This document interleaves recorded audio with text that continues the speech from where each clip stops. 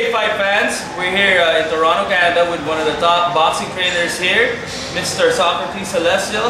How are you doing, sir? Very good. Alright, I wanted to talk to Socrates about some of our Filipino fighters and what his opinions are about them. Let's start off with Manny Pacquiao. What do you think about Manny Pacquiao's fighting style? What do you think are his strengths? And if you were to train somebody to fight Manny, how would you try to break it down? Okay, first to take apart Manny, what makes him special? He has amazing conditioning. So if you were to make a fighter, have one of those strengths, is to make him unstoppable, and that's by his own right. He just keeps going. Every round seems like he gets stronger. So it's almost like he's a robot, like the Hulk, and that's something that that's why they make fights so long. Is because they want to test the fighter's attrition. You see some of the unseasoned fighters, the beginning fighters, they can't go hardly 4 rounds. And you get guys like Manny, at the end of 12, he's ready for another 12. So that's one of the biggest things that they have, the biggest strengths that Manny has. Another is that he's so awkward.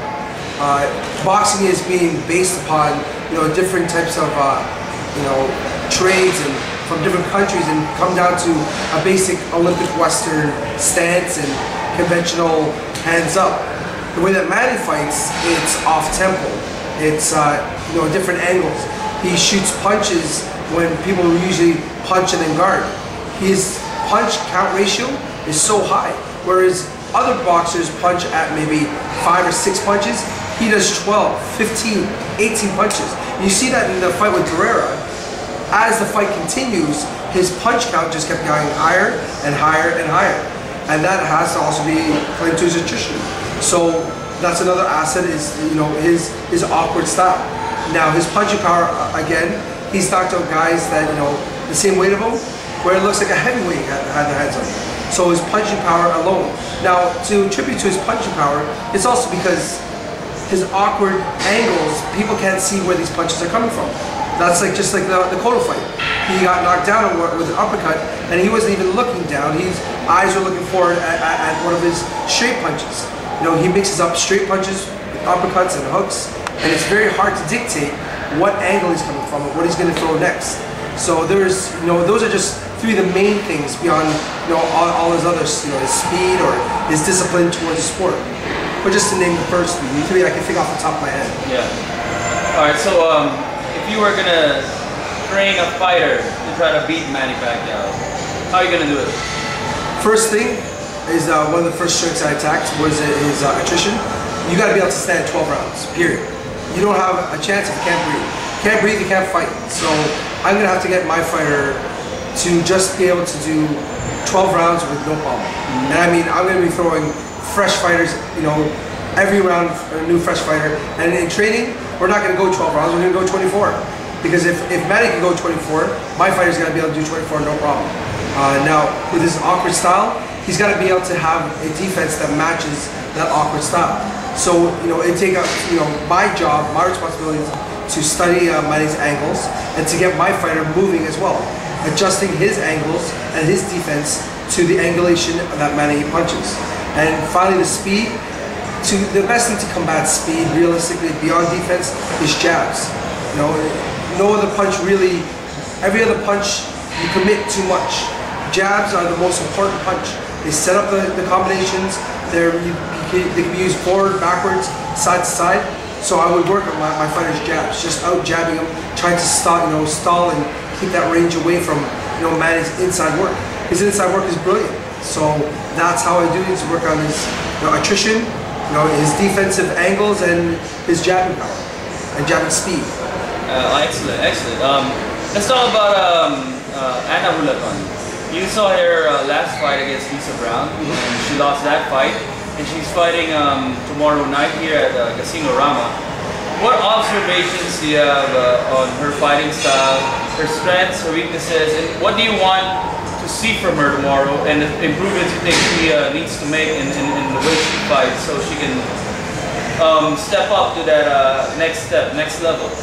One thing I notice about Wilton is not really a bad thing, but she kind of thrives off the energy of the crowd. which could be a great thing. But I think what happened in the first fight, it made her just stand and trade blows, because as the crowd got excited, she wanted to trade more. And you know, from a technical standpoint, you know, from a coach's corner, you don't want to be in the business of losing on the inside. If you're doing great, then keep it going. But you know, I think what she has to do is just stick to the game plan and you know, not to overcommit herself while she's fighting. I mean, that's a hard thing when you're in the middle of a fight. You have to make the decisions for yourself.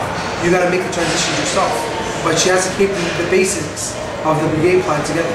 You know, get in, get out. You know, Maria Villalobos is going to be very strong, very powerful. She's a very strong stature, wide shoulders. So with those wide shoulders, she's going to be able to get that twisting punch. Now, one thing she can do to make that punching power work towards her advantage is turn her. While punches turn with her hooks, if she's able to parry and move to the side right, she can make you know, Maria overthrow, or get Maria to turn enough that she can claim an angle and do some real damage.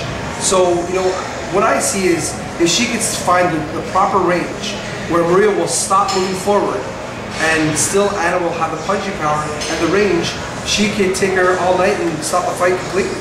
And it's just adjusting that range so that she can stop her at that point. The problem is that I think that Maria, she looks like a brawler.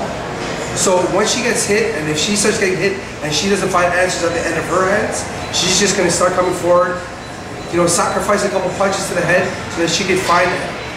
What's Anna going to have to do? She's going to have to box backwards. She's going to have to find the angles, not going straight back, but angle back.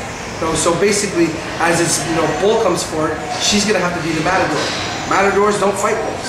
She's going to have to tame them, take the sides, take the angles, while still putting on her level of conditioning onto her punches. So I still think that Anna is fully capable of doing all these things. Now, this is not a matter of if she can do it, it's just basically when she does it. And with a coach like Roach, who's adjusted and seen the fights, and from, you know, the reports I've heard firsthand, I think that he's installed the right type of game plan.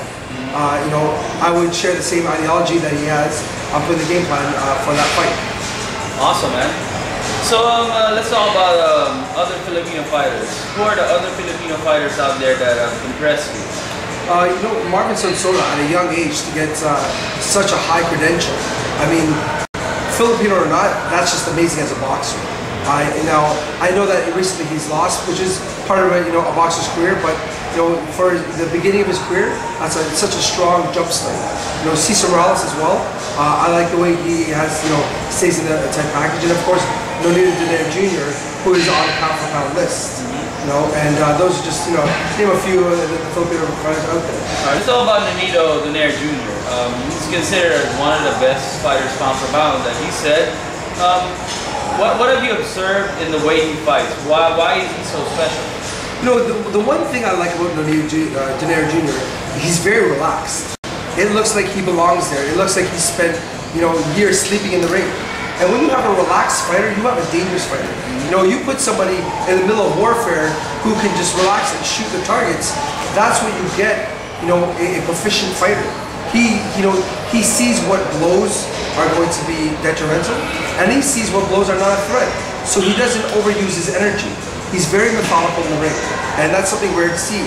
You know, the same thing, you know, just like Mayweather, Nonito Jr. has that style where he can observe and relax and still fight back. You know, another thing is that he's a very compact fighter, defensively and offensively. He doesn't throw wild, you know, haymakers. He doesn't rely on brawling. Very calculated. He knows he wants strength, and he punches like he's fighting at a phone booth. So those are things that you always pray your fighter to possess. Relaxed in the ring, under any condition, and very compact and able to use his body in any manner he wants. Very easy on his footwork. He moves and he glides in the ring. And those are the things that in fighting that you want to push and get them to succeed.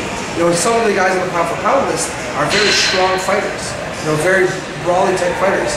I don't see Nonito Jr. as a brawler, and I don't take away from the fact that he can punch. But his forte, what he's special at, is his coolness, his ease in the ring. And you know, it's just like a fish in water. You get a boxer like that, he can do anything he wants to do. Awesome, man. All right, thank you for sharing your thoughts up.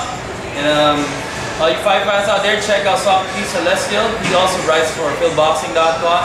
And when you're in Toronto, Canada, check him out. Where can they find you over here? Well, I'm located actually in Brampton, which is in the GTA of Toronto. But there's only one Socrates Celestial. You know, in the boxing community, I'm also registered online. You just gotta, you know, look online for my name, and you'll find me.